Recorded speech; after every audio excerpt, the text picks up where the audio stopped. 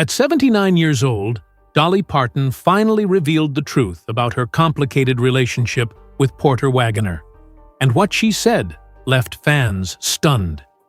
For decades, country music lovers have speculated about what really happened between the two icons. To the world, they were the perfect pair. The sparkling young singer with the golden voice and the seasoned entertainer with the flashy suits. But behind the rhinestones and hit songs lay a story of control, heartbreak, betrayal, and forgiveness that Dolly kept hidden for years. Porter Wagoner wasn't just her mentor and duet partner. He was also the man who nearly destroyed her career, yet gave her the push that made her a legend. Their bond was at once beautiful and toxic. And for the first time, Dolly is peeling back the curtain to share what really unfolded between them. This is not just a story about music. It is a story about love, power, ambition, and the kind of forgiveness that only comes with time. The year was 1967, when Dolly Parton, a rising but still relatively unknown singer from the hills of East Tennessee, walked onto the set of The Porter Wagoner Show. Porter had been looking for a replacement for Norma Jean, who had left the show, and at first, audiences weren't sure what to make of Dolly. She was different. Her voice soared with a raw mountain edge. Her personality sparkled with a mix of innocence and ambition, and her look was unlike anyone else in country music at the time. Porter wasn't immediately convinced either. He thought the audience might reject her, that her style might clash with the show's established rhythm. But what no one could have predicted was that the pairing of Dolly and Porter would ignite one of the most successful duos in country music history. On stage, their chemistry was undeniable. Porter, with his rhinestone suits and sharp comedic timing, played the confident showman, while Dolly, with her humble charm and powerhouse voice, brought a freshness the audience couldn't resist. Week after week, millions tuned in to watch them sing duets, banter back and forth, and create the illusion of effortless harmony. Soon, Dolly wasn't just part of the show. She was the show. Her presence drew new viewers, and her talent elevated the music. But behind the curtain, the story was more complicated. Porter was proud of discovering her, and he loved the attention her success brought to his program. Yet he also felt a growing sense of ownership.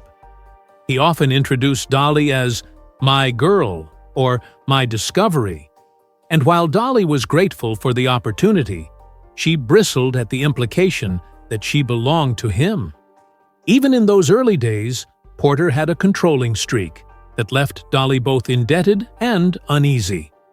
Still, she endured it, pouring her heart into the partnership. Together, they recorded songs that climbed the charts.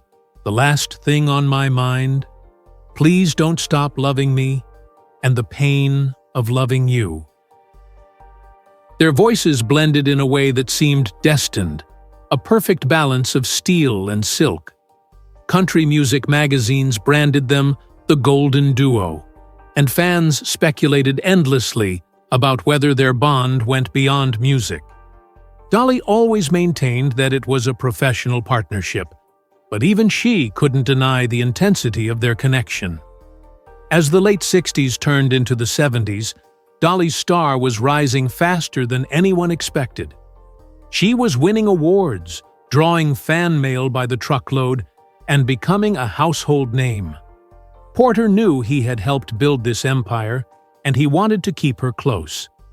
He offered her guidance, opportunities, and even fatherly advice at times, but in return, he expected loyalty. He expected Dolly to stay where he believed she belonged, by his side. What began as a mentorship had already planted the seeds of conflict, and though no one could see it yet, those seeds would grow into one of the most dramatic feuds in country music. By the early 70s, Dolly Parton and Porter Wagoner had become one of the most recognizable duos in country music history. Their names were spoken together as though they were one and the same. The Porter Wagoner show was at its peak, drawing millions of viewers each week, and their touring schedule seemed endless. From the Grand Ole Opry to sold-out auditoriums across the country, their voices filled the airwaves, and their faces became fixtures in magazines and television specials. They recorded chart-topping albums, and their duets seemed to capture the very essence of country music itself, raw, emotional, and honest. Songs like "The Last Thing on My Mind" and "Please Don't Stop Loving Me" became classics and cemented their image as the golden pair of Nashville. But behind that glittering surface, the reality was far more complicated.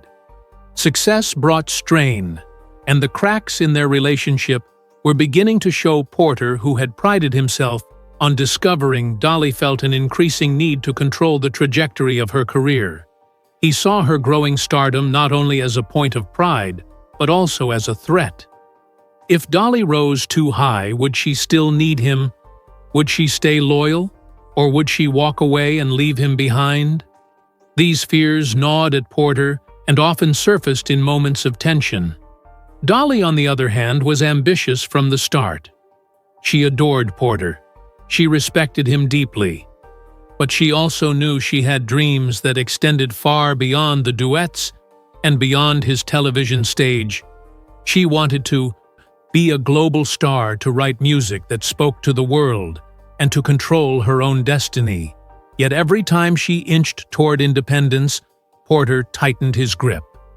He dictated creative choices, argued over business decisions, and reminded her in front of others that she owed her success to him.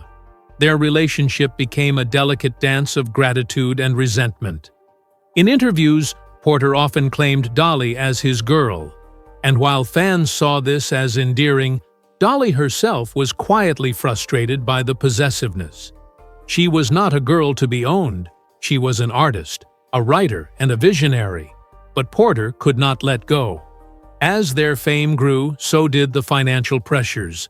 Touring, constantly recording multiple albums, and appearing on television weekly wore them both down. Tempers flared behind the scenes, and arguments became more frequent. Dolly remained professional, never letting the turmoil spill onto the stage. But those closest to the show knew the truth. Their once harmonious partnership was now strained by jealousy, ambition, and the struggle for control. Yet despite the battles, their voices continued to blend seamlessly. When the cameras rolled, and to audiences, they were perfection. The irony of their partnership was that the very success they built together was the same force that drove them apart. What the fans didn't know was that the storm had only just begun, and the day would come when Dolly would make a decision that changed everything for both of them. By 1973, the storm between Dolly Parton and Porter Wagoner had reached its peak. The public still saw them as the perfect country duo, but behind closed doors, their relationship had become a battlefield. Dolly was exhausted by the constant tug-of-war between gratitude and resentment. On one hand, Porter had given her the stage, the spotlight, and the platform that launched her career. On the other hand, his controlling nature, his insistence on taking credit for her rise, and his refusal to let her branch out on her own had left her feeling trapped. She had become too big for the confines of the Porter Wagoner show, and she knew it. Porter could sense it too, and the thought of losing her terrified him. He believed Dolly was his creation, and that without his guidance, she would falter. He fought to keep her tied to the show, appealing to her loyalty and reminding her of the promises she had made. But Dolly had already made up her mind. She had bigger dreams, and if she didn't take the leap, she would never know what she was truly capable of. She needed to leave, but she wanted to do it with love, not bitterness. And so she sat down one night with her guitar and poured her heart into a song that would become one of the greatest in music history, I Will Always Love You, was not written for a lover or a fan. It was written for Porter Wagoner. It was Dolly's goodbye letter in melody, her way of telling him that while she loved and respected him, she had to go her own way. When she first played the song for him, Porter was stunned. The lyrics spoke directly to the bond they shared, to the pain of parting, and to the gratitude she still carried. He listened quietly, then reportedly told her it was the best song she had ever written. Yet even as he praised the song, he was furious at the reality behind it. He didn't want her to leave, and he certainly didn't want to lose the golden goose that had made his show thrive. Dolly, however, stood firm. She walked away from the show in 1974, marking the end of an era for country television and the beginning of her journey as a solo superstar. Fans were heartbroken. Some even blamed Dolly for betraying the man who gave her a chance. But Dolly knew she had no choice.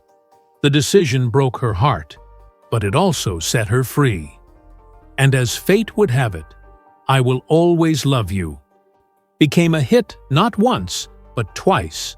First in 1974, and again in 1982, and later in 1992, when Whitney Houston turned it into one of the biggest songs of all time.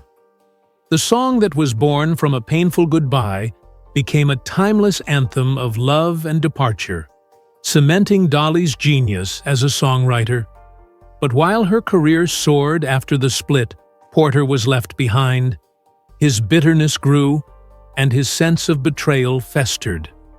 What had once been a partnership built on music had now turned into a feud, fueled by pride, hurt, and a love that neither of them fully understood. Dolly had taken the leap she needed, but the shadow of Porter Wagoner still lingered over her life, and the consequences of her decision were only beginning to unfold. When Dolly Parton left the Porter Wagoner show in 1974, the split was supposed to mark a bittersweet farewell sealed by the tender words of I Will Always Love You. But for Porter Wagoner, the reality of her departure was far less poetic. He watched as Dolly's solo career skyrocketed almost instantly. She released hit after hit, built a brand around her unmistakable look and voice, and quickly outgrew the shadow of his rhinestone suits and television stage. The more Dolly soared, the more Porter's resentment grew. He believed he had built her. He believed he had invested years of his time and his reputation into shaping her career. And now she was reaping all the rewards without him. To him, it wasn't just a loss of a partner. It was a betrayal fueled by ambition. That bitterness soon spilled into the courtroom. Porter filed a lawsuit against Dolly demanding millions of dollars, claiming she had breached their contract and owed him a share of her earnings. The lawsuit shocked fans who had always seen the two as inseparable allies. It revealed a darker side to their partnership, one that had been hidden behind the smiles and duets. Dolly tried to handle the matter quietly, but Porter's anger was relentless. He accused her of walking away from obligations he said she had made, and in interviews he made bitter remarks about her choices. Dolly, however, never lashed back publicly. She carried herself with grace, always speaking of Porter with love. Even when he was attacking her, she acknowledged his role in her rise, and she never denied the gratitude she felt for what he had done. But she also knew she had the right to stand on her own. The legal battle dragged on, casting a long shadow over both of their reputations. For Dolly, it was a painful reminder that success often comes with a cost. For Porter, it was a desperate attempt to hold on to a woman who had slipped out of his control. The case was eventually settled out of court, and while Dolly paid Porter a settlement, it was clear that their relationship had been fractured beyond repair. The lawsuit left scars that would take decades to heal. Yet even in the middle of that storm, Dolly's heart remained open. She later admitted that she wished things had not escalated to that point, that Porter's pride had forced them into a fight neither truly wanted. The irony was that even in his anger, Porter could not escape her shadow.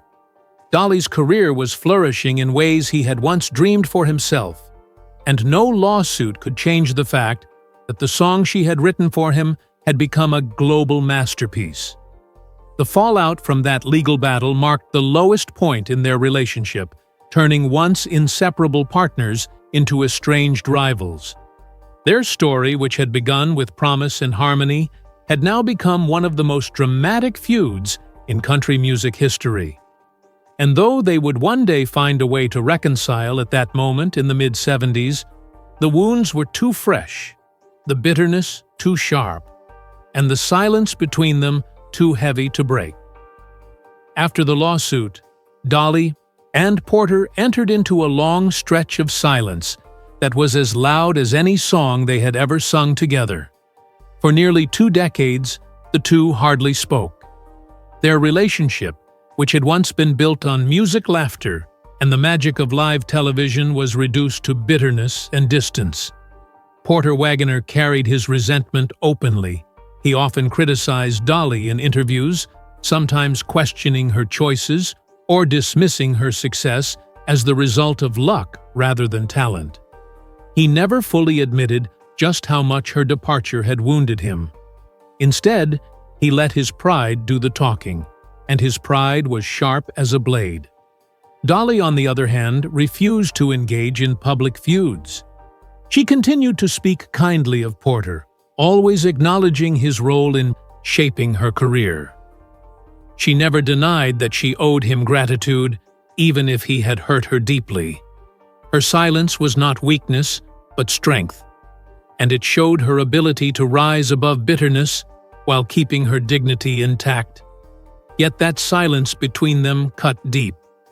Porter struggled with his own career during those years. Without Dolly by his side, his star began to fade. His albums did not chart as high, his show eventually lost its magic, and newer generations of fans began to associate Dolly with worldwide superstardom, while Porter became a fading memory of country television. His bitterness hardened as he watched Dolly win Grammys, break records, and step onto stages far beyond the Opry. Meanwhile, Dolly carried the scars quietly. Even though she had gone on to become a global icon, she admitted later that the split with Porter haunted her for years. She had written a song that was supposed to end things with love, but instead, their story had unraveled into lawsuits, harsh words, and silence. Their names that were once inseparable in country music lore had now become reminders of a friendship gone wrong. Friends in Nashville noticed the tension. Whenever Dolly's name came up around Porter, he would grow defensive or curt, and when Porter's name came up around Dolly, she would soften her voice carefully, avoiding negativity. It was clear they still cared, but neither could bridge the gap at that time. Fans speculated endlessly about whether the two would ever reconcile. Some believed the damage was permanent. Others hoped that time might eventually heal the wounds. But as the years rolled on and the silence dragged, Dolly and Porter seemed destined to remain estranged, two legends forever linked, yet forever apart. What no one knew was that fate had already begun setting the stage for their paths to cross once again, and that it would take the shadow of mortality to remind them both of what they truly meant to each other. By the early 2000s, Porter Wagoner was no longer the rhinestone cowboy who had once dominated the country music stage. His health was failing, his career had slowed to a crawl, and the bitterness he had carried for years had left him weary and lonely. The lawsuit, the silence, and the public criticisms had all but severed his bond with Dolly Parton. But when word began to spread that Porter was gravely ill, something inside Dolly shifted. She had spent decades moving forward, building an empire of music, movies, and business ventures, but deep in her heart, she knew she owed something more to the man who had given her her start. No matter the fights or the wounds, she could not let Porter fade away without making peace. Dolly quietly stepped back into his life. Visiting him during his illness, she extended the same kindness she had always carried, but now it came with a deeper sense of urgency. She offered not only her presence, but also her support, paying off some of his medical bills and making sure he received the care he needed. For Porter, who had once railed against her success, this act of compassion left him humbled. He had lost so much over the years, but Dolly's return reminded him of what they had shared in those early days on stage. Dolly never spoke harshly about the past during those visits. Instead, she chose to focus on gratitude, reminding Porter of the laughter, the songs, and the magic they had once created together. It was as if time had rewound, and the bitterness of decades melted away under the weight of forgiveness. For the first time in years, Porter allowed himself to see Dolly not as a rival who had left him behind, but as the young woman he had championed from the beginning. As his illness worsened, their conversations grew softer and more meaningful. Dolly reassured him that their legacy together would never fade, that history would remember not the lawsuits or the fights, but the music that had touched millions. Porter clung to those words, finding comfort in the knowledge that despite everything, Dolly still cared. The reconciliation came quietly away from the cameras, away from the gossip columns, and away from the noise of the industry. It was not staged or forced, but genuine, born from two people who had once hurt each other deeply, and now realized that none of it mattered in the face of mortality. Their bond transformed in those final years. They were no longer mentor and protege, no longer partners turned adversaries, but simply two old friends bound forever by the music they had made. The illness that threatened to end Porter's life became the bridge that healed their broken relationship. Dolly later said that standing by Porter in those final years was one of the hardest yet most important things she ever did. It proved that love, forgiveness, and compassion can outlast even the deepest scars, and that sometimes the most powerful songs are not the ones sung on stage, but the ones written quietly in the heart when the lights have gone dim. In October 2007, the country music world was shaken by the news that Porter Wagoner had passed away at the age of 80. For fans, it was the end of an era, the loss of one of Nashville's brightest rhinestone stars. For Dolly Parton, it was far more personal. It was the closing chapter of a story that had defined so much of her life. When she received the news, Dolly felt the weight of history pressing down on her heart. The man who had once been her mentor, her partner, her adversary, and ultimately her friend was gone, and there would never be another chance to speak to him again. Yet in those final days leading up to his passing, Dolly had already made her peace. She had stood by his bedside offering comfort and forgiveness, and now she prepared to say goodbye, not just to the man, but to the complicated legacy they shared. At his funeral, Dolly's presence spoke louder than any words. She arrived quietly dressed in black, but carrying with her the aura of someone who understood the gravity of the moment. As she approached his casket, tears welled in her eyes. She placed her hand on the wood and whispered words that only Porter would ever hear. It was a gesture of love, respect, and closure, witnessed by those who knew how deep their story ran. During the service, Dolly stood before the mourners and shared her memories. She spoke of Porter with warmth, recalling the days of laughter backstage, the joy of singing side by side, and the lessons he had taught her even when they came wrapped in pain. Her voice broke as she reminded everyone that Porter was more than just her partner. He was her family in music, the man who had pushed her to become what she was, and without whom she might never have reached the heights she achieved. And then, in a moment that left the room silent, Dolly sang for him one last time. Her voice, though touched with grief, still carried the same strength that had once harmonized with Porter's on stage. She sang not as the superstar Dolly Parton, but as the young girl who had once walked onto his television set, nervous and eager to prove herself. The song was a farewell, a gift of love that transcended bitterness, lawsuits, and decades of silence. For those in attendance, it was a reminder that no feud, no hurt, no pride could erase the bond forged in music. Porter's casket was lowered into the ground that day, but his legacy did not end in the grave. It lived on in the songs, in the memories of fans, and most importantly, in the heart of Dolly Parton. Her final goodbye was not just to the man he had been, but to the storm they had weathered together. She left the service with tears in her eyes, but also with peace, knowing that forgiveness had healed what pride had once broken.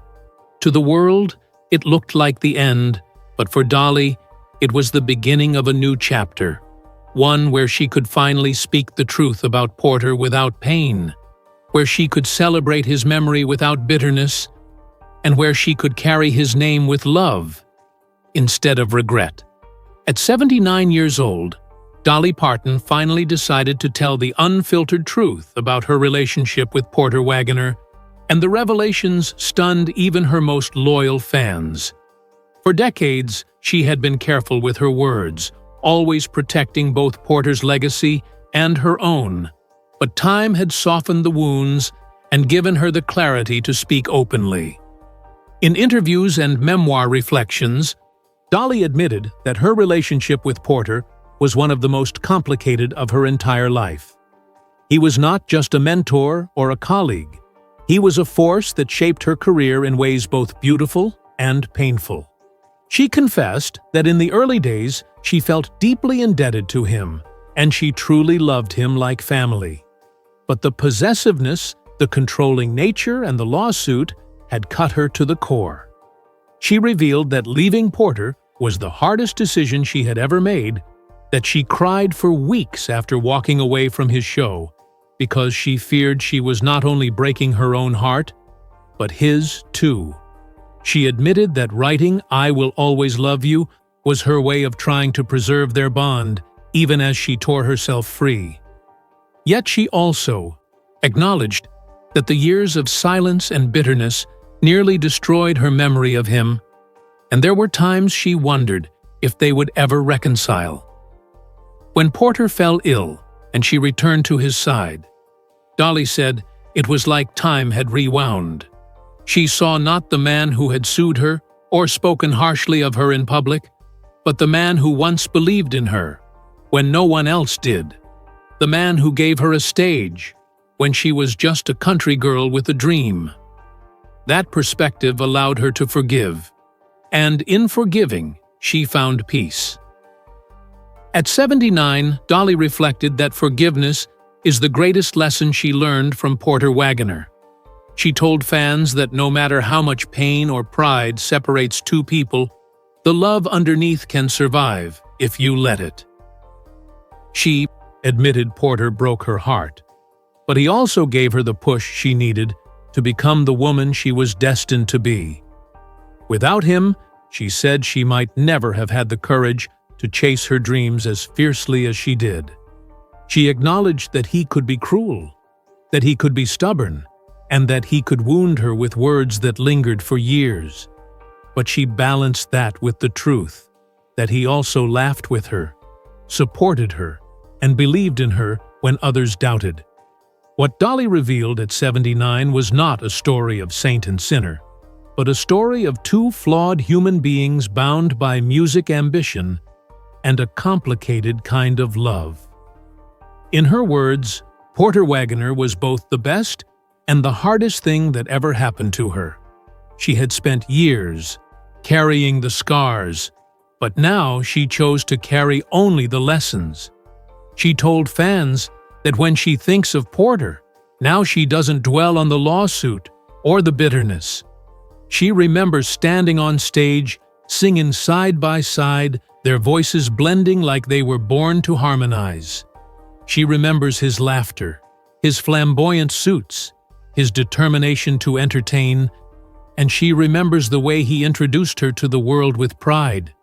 She said that if he were alive today, she would thank him again, not for the pain, but for the journey.